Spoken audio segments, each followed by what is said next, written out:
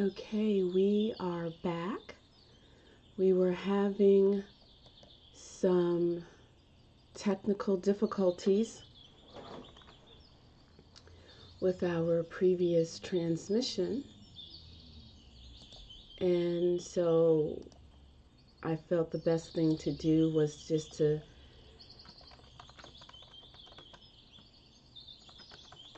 shut down the transmission and start over again. So please just give me one moment.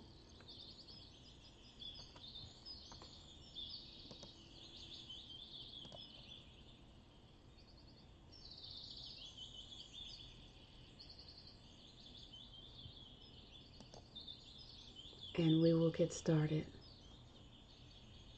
And hopefully this time we're not going to have any problems with the transmission.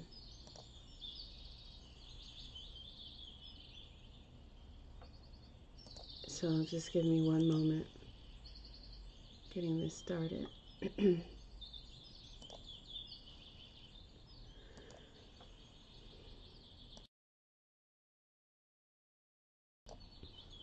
The issue was I have more than one camera hooked up to my computer, although I've always had that and wasn't sure what the problem was today. So just give me one moment. Okay, there we go. So welcome everyone. Thank you for returning.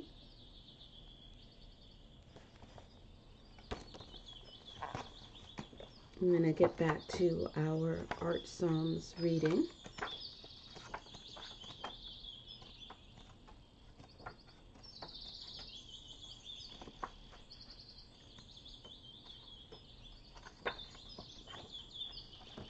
We're going to do a couple of readings this morning.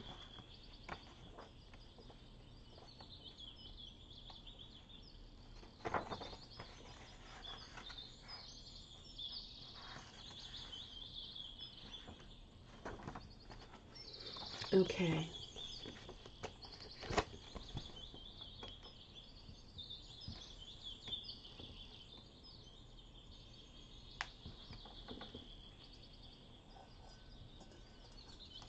So let's take a moment to take a nice deep centering breath and welcome ourselves back to this sacred space.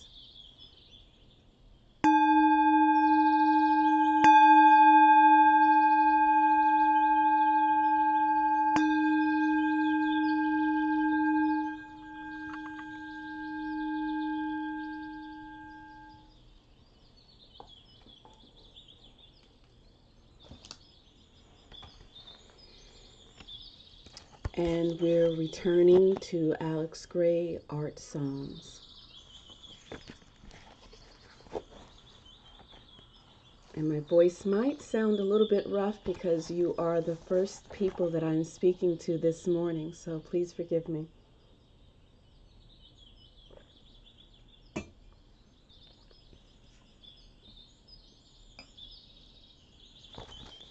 Art is an enzyme.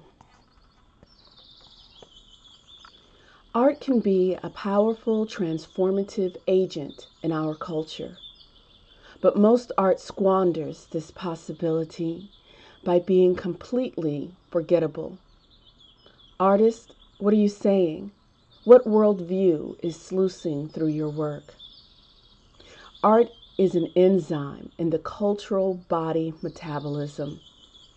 Icons can dilate or constrict the consciousness of the people. Any good communist knows this. You can be imprisoned in China for having a picture of the Dalai Lama. Icons of spiritual liberation transcend and therefore challenge iron-headed authority. The Sphinx lost its nose to that truth.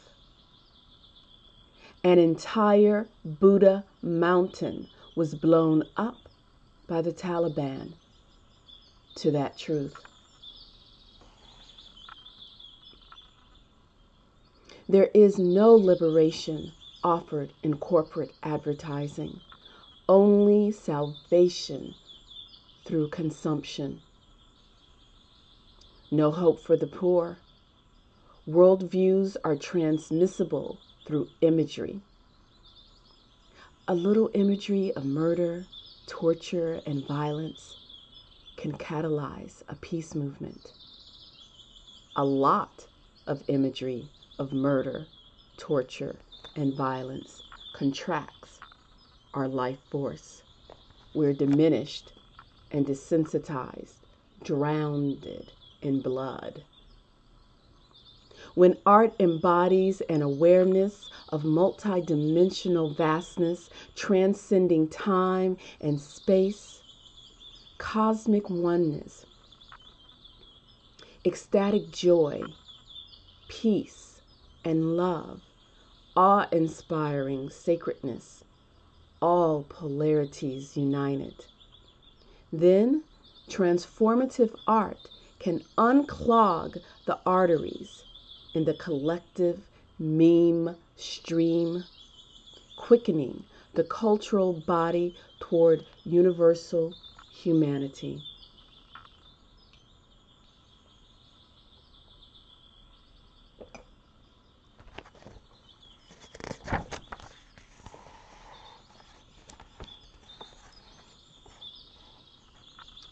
Theosis. Art can transform the way we see ourselves and the world. Sacred art has always depended on this possibility. Theosis means coming closer to God by contemplation of icons. New ways of seeing lead to new ways of being. When your being is transformed, the world occurring to you transforms. A great work of art, once seen, is unforgettable. We encounter an art object and contemplate it. It remains as a trace in our memory. Our encounter may have lasted a minute or an hour, but the artwork is now alive in our minds, doing its subtle business. Art can rewrite our brains, suggesting a new reality. Contemplation of a Buddha or Christ implants the possibility of our own enlightenment. Icons of a united world, a sacred planet, are essential now to implant the possibility of saving our collective lives. Reverencing our Mother Nature, Goddess Self, the one world spirit of all plants and creatures.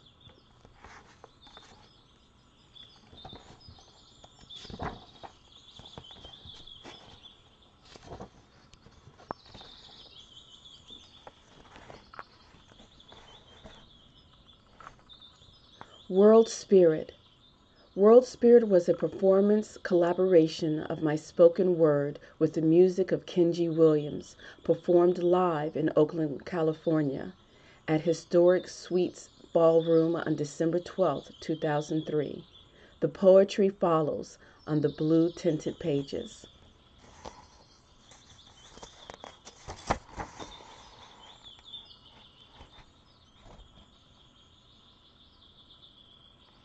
And there he is with his wife, Allison, on stage as they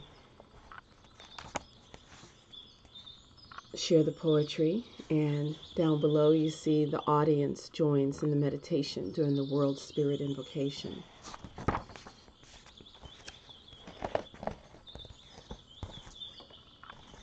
World Spirit is a prayer for the realization of our integration with the web of creation, and for the transformation of our species from one gripped in fear and self-annihilation to a species that stands for love, wildly creative peace and liberation.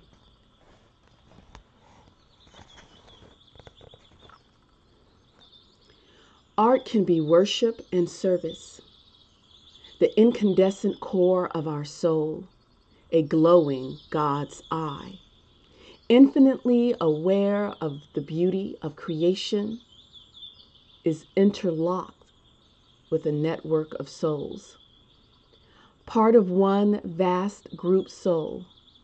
The group soul of art beyond time comes into time by projecting music and symbols into the imagination. God's radiant grace fills the heart and mind with these gifts. The artist honors the gifts of sound and vision by weaving them into works of art and sharing them with the community.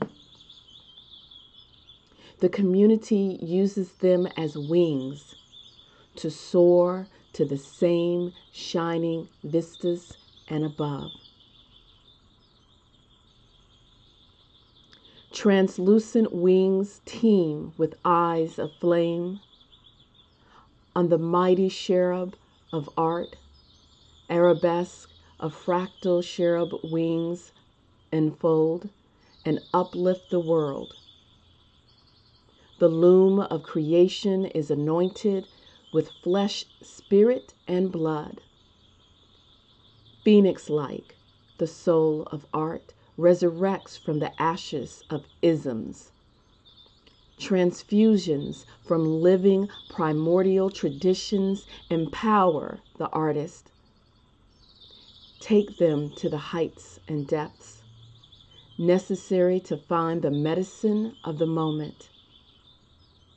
A new image and song of the Infinite One, God of creation, manifesting effulgently, multidimensionally, with the same empty fullness that Buddha knew, the same compassionate healing that Jesus spread.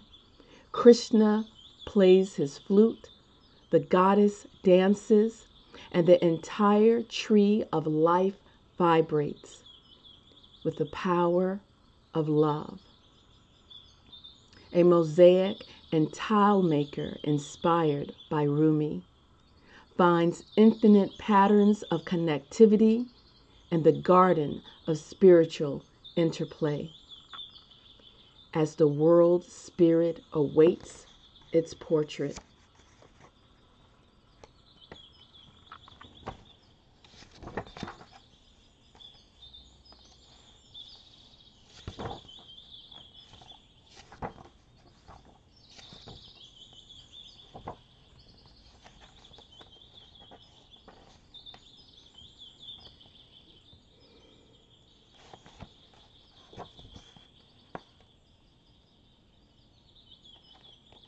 So I'm going to continue.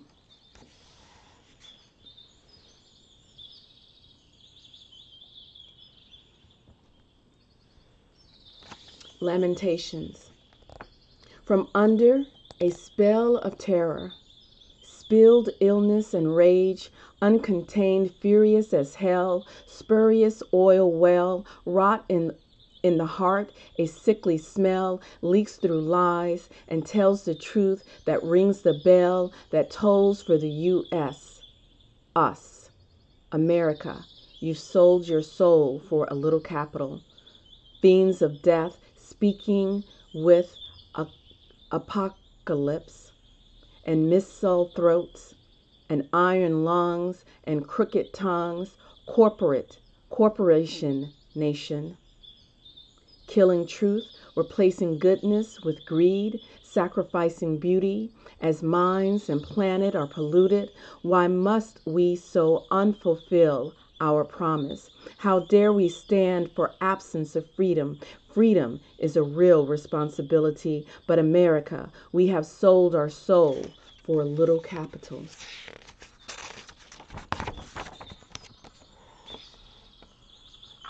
Without reliance on the Council of Liberation, we cannot rebirth a nation. We are a plague and lamentation, malignant scourge of viral bucksterism, poisons little birds and little fish, too upon your plate. A consumption-like disease spreads like wild malls across your Gaian skin, turning soil into asphalt and concretized misconception of nature and humanity. America, do you want to be rich? Look through the lens of mystic truth and see your wealth, your infinite wealth. A holy, healing people empowered with a vision of humanity. Democracy is possible. We can work together when we respect each other and serve and inspire and appreciate and forgive and consider each other as precious as our mother. Grieve now for all the nations of mothers and others we have slain. We are a stain and have sold our soul for little capital.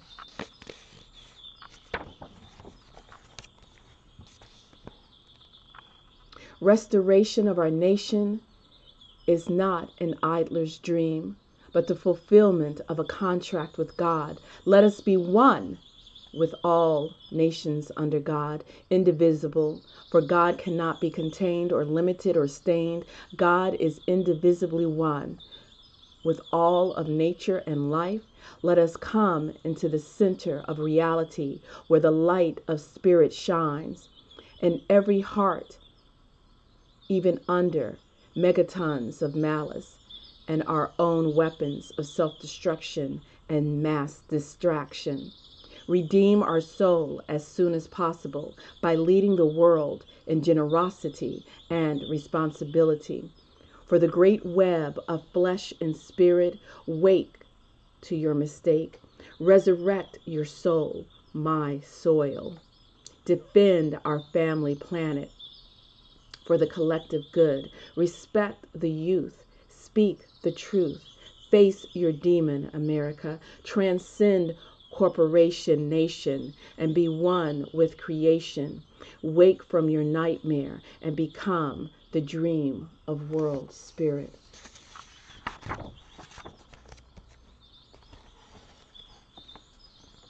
Buddha embryo. Bardo prayer.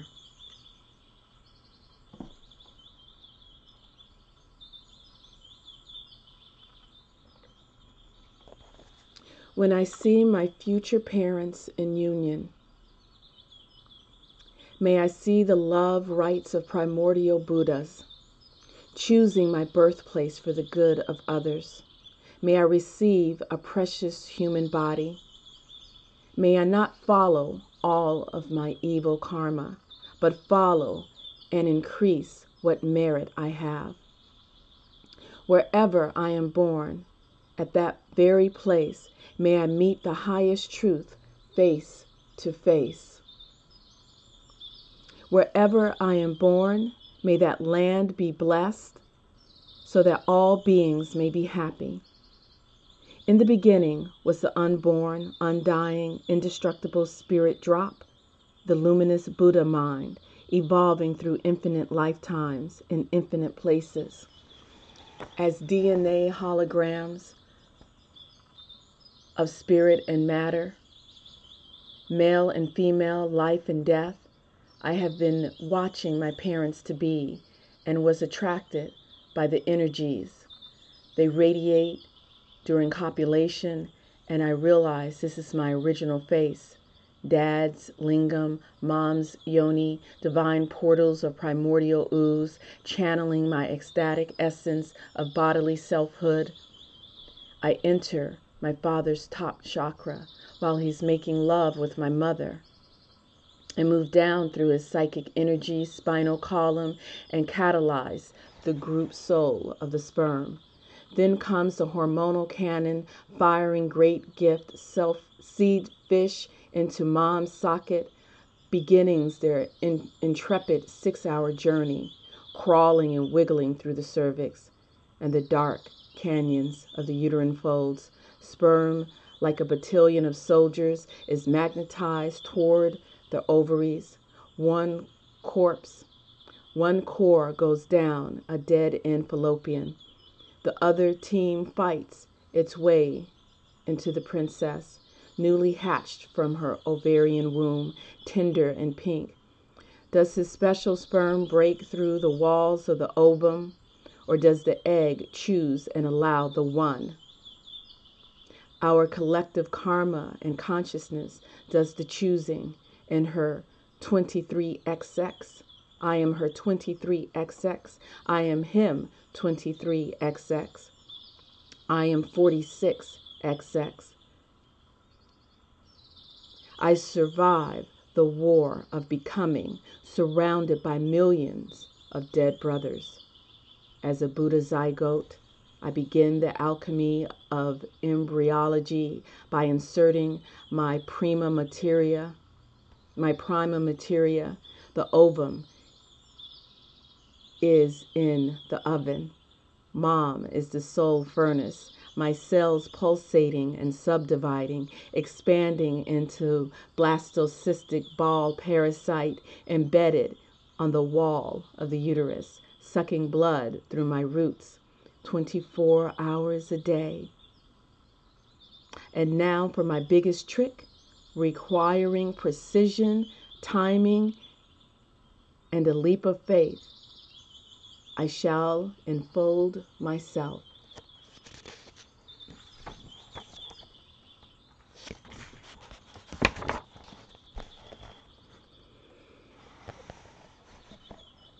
A typological wonderkind.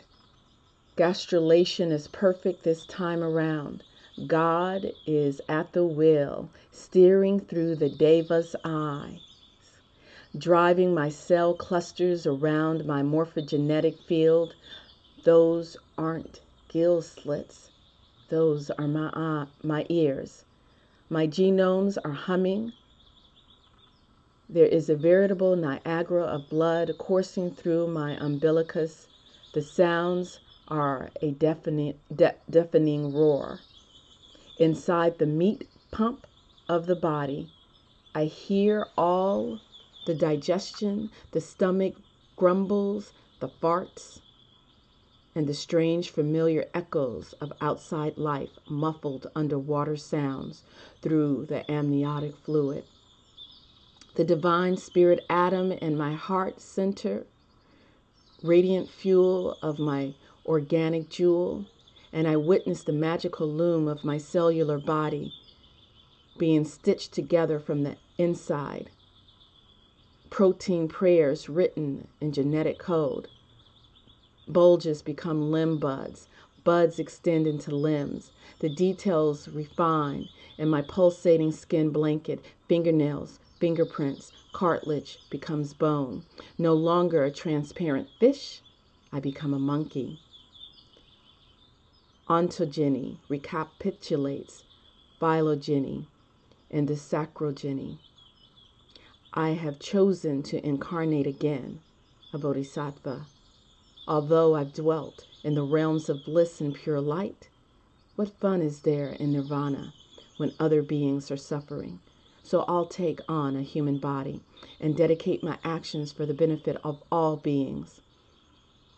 Over many months, my millions of cells have outgrown the warm peace ocean of my mother's belly. And in this perfect moment, the heavens have aligned to initiate my passage. Suddenly, all that was soothing has become unbearably painful. The contractions begin to crush my body. My God, why have you forsaken me? Life is suffering, the first noble truth. I cannot escape this birth-death prison. I'm trapped and doomed inside of her suffocating womb. Attachment is the cause of suffering, second noble truth. The flesh bag rips open. The ocean drains. and I'm squeezed through the bloody jaws of the killer cunt.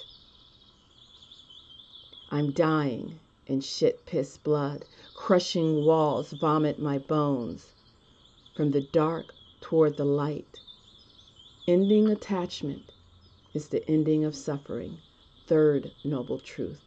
Ah, I am reborn in time to follow the noble path that ends attachment and suffering.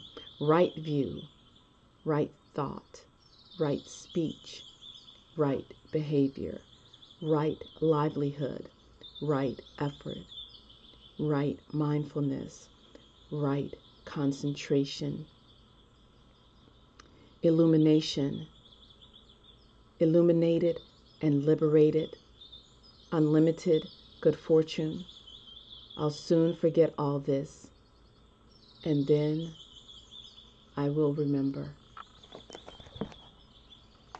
So we're going to end right here. And actually what I think I'll do when we do our next reading, I'm going to start with Buddha Embryo, because the next poem goes along with it.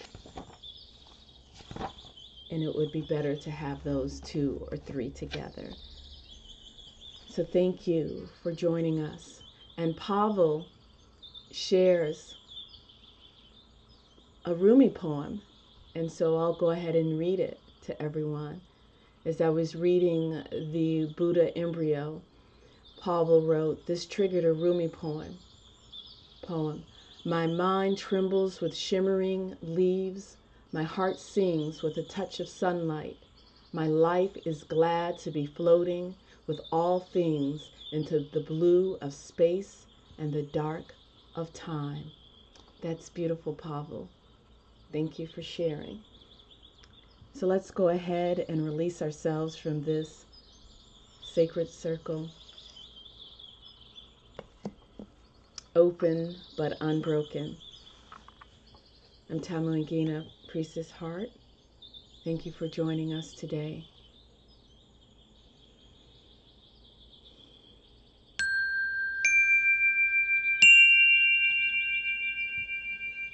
So next time, we will share Buddha Embryo again, and then the 2 poems after that goes along with it quite beautifully.